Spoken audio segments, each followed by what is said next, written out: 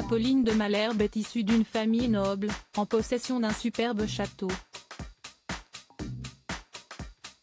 Un monument classé historique qui s'est retrouvé au cœur d'une polémique malgré lui. Chaque matin, comme ce mercredi 21 juin, Apolline de Malherbe est aux commandes de la matinale Apolline Matin diffusée en direct entre 6h30 et 8h30 en simultané sur RMC et RMC Découverte. L'occasion pour elle de parler aux Français par le biais de ses interviews, menées avec franchise. Et si elle sait à ce point se mettre à leur place, la journaliste est pourtant bien née, dans le 16e arrondissement de Paris, le 21 mars 1980, du peintre Guy de Malherbe et de son épouse galériste Marie-Hélène.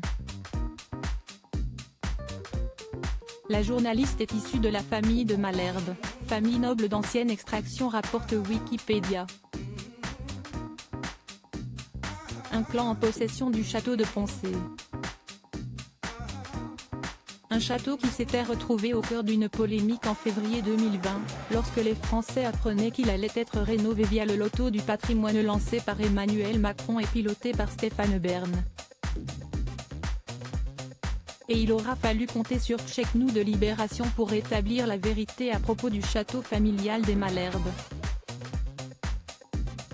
Une fausse information lancée à la base par Juan Branco, 10 jours après son interview polémique par Apolline de Malherbe. Le château du père d'Apolline de Malherbe va bénéficier d'au moins 30 000 € du loto du patrimoine, de Bern. Alors qu'il n'avait même pas déposé de dossier. Il y en a qui ont de la chance, avait-il partagé sur Twitter.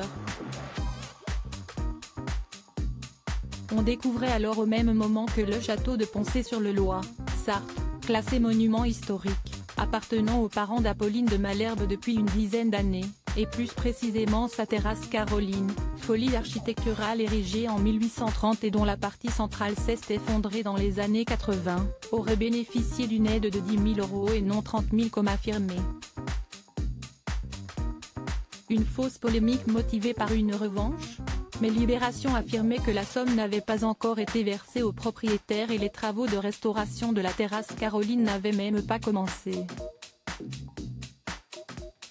Guy de Malherbe avait bien été reçu dans le cadre de ce soutien à l'Élysée, mais la réception de Stéphane Bern sur le plateau de l'émission d'Apolline de Malherbe date de juin 2018, des mois après la sélection du dit château. Aucune anomalie n'a été relevée par nos confrères à propos de la sélection du monument historique.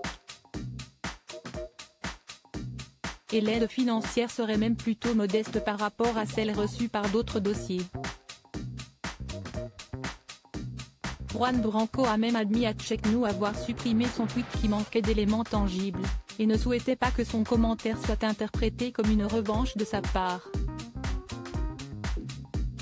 Mais le mal était fait et la journaliste victime de propos insultants.